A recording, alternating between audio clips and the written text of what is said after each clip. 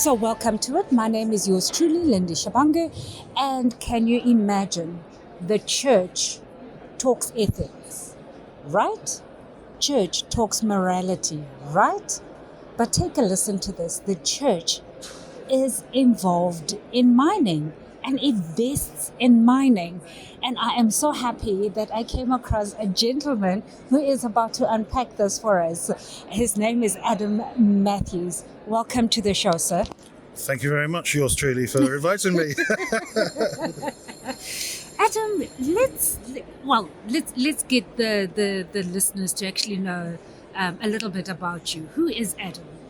My job is I'm the Chief Responsible Investment Officer for the Church of England Pensions Board, and my job is to ensure that the way that we invest is done so in accordance with the ethics, the teachings of the church, which can be quite challenging. There isn't a chapter in the Bible that says this is how to invest in a stock exchange, but there's a lot of wisdom from that source that we're able to draw into the principles, the approaches that we take in our investments. So you say it's strange that the church is invested in mining companies, but the church has a pension fund, and that pension fund needs to pay pensions for retired clergy.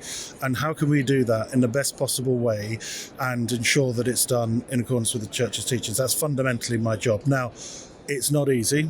There's lots of challenging sectors, but also one of the things is that we recognise that sometimes complex sectors, difficult, challenging issues require people to be involved, to walk along with them as we try and seek their behaviours to become better, and we're willing to do that. But sometimes we're also willing to say, I'm sorry, we're not going to take an investment return from that kind of company or that sector where it's not clearly pursuing activities in line with our beliefs. So how long has this investment in mining companies been going in? And also, what are the challenges that you've perceived? Because with mining and with mines, especially where safety is concerned, there are a lot of challenges coming through left, right, and centre. How long have you been investing, and what are the challenges? Well, the fund's been around for a good 30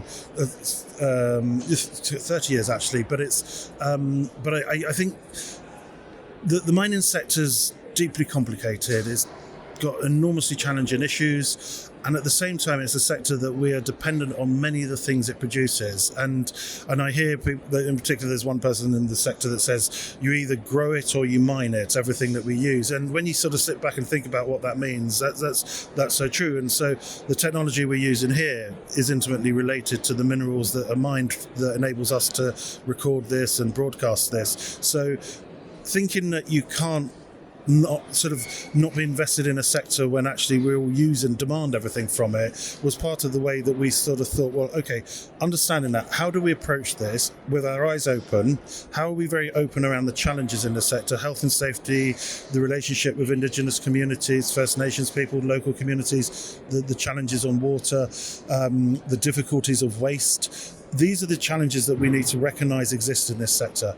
But is there a path in which we could work as a very active shareholder with companies, with other stakeholders to try and change behaviours? And that's one of the approaches that we take.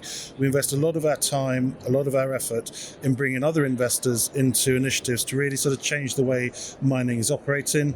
If you look at the issue of legacy waste, we've led the global initiative following the Brumadinho disaster in Brazil that killed 272 people. And there we've led the global response from investors that, look, that can never happen again.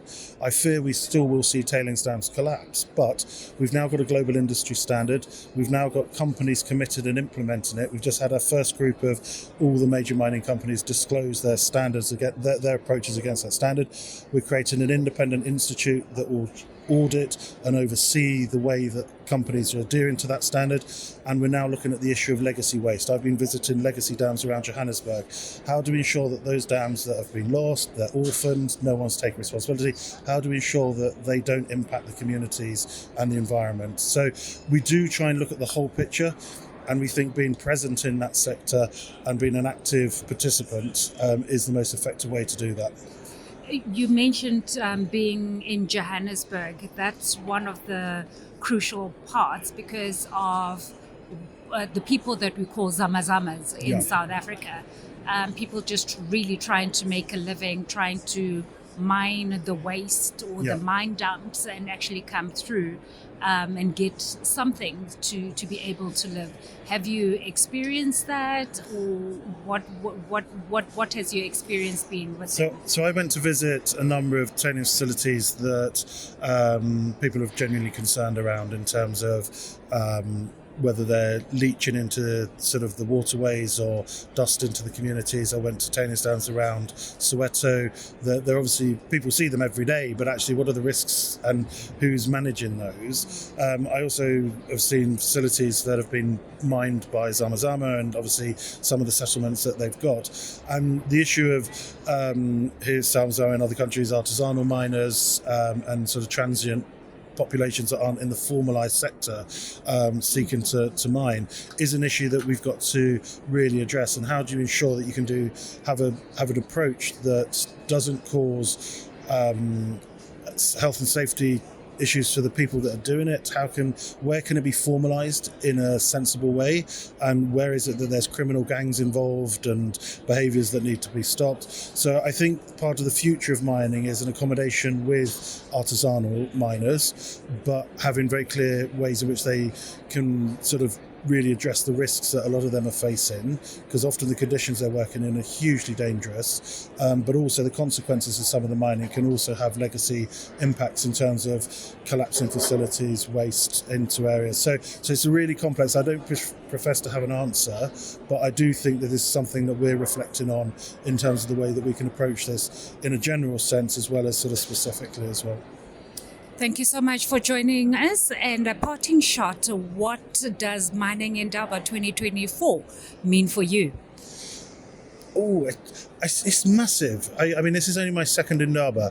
But it is, and it's been going 30 years. But it's really impressive. It does feel that there's a vibrant energy here in African mining, and I think the future can be very positive for mining, and I think this is one place that people come together. But I also ensure that I'm visiting mine sites, communities ahead of it, after it, and at these moments that you can sort of find the partnerships that really ensures that we can get the best mining sector operating to the best standards.